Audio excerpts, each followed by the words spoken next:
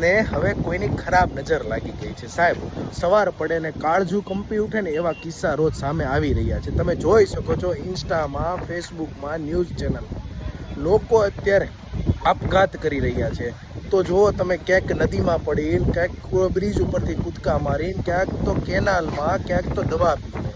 તો આજે જ એવી ઘટના એક સામે આવી છે ખટોદરા વિસ્તારમાં, સુરતના ખટોદરા વિસ્તારમાં કેનાલમાં એક વ્યક્તિએ તેનું જીવન ટૂંકાવ્યું છે. તમે જોઈ શકો છો સાહેબ કે આજે જીવન જરૂરિયાત વસ્તુ અને જીવન જીવવા માટે કેટલી લોકોને સ્ટ્રગલ કરી રહ્યા છે.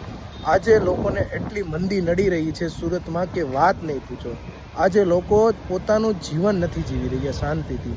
પૈસા કમાવા માટે કોઈની પાસે તક નથી અને પૈસો ઘરે નથી આવતો એટલે લોકોને મજબૂરીથી તેનું જીવન ટૂંકાવવું પડે. તમે જોઈ શકો છો નીચે કે આવા અવારનવાર કિસ્સા રોજ સુરતમાં સામે આવી રહ્યા છે સાહેબ. આ કેટલા હદ સુધીની વાત છે.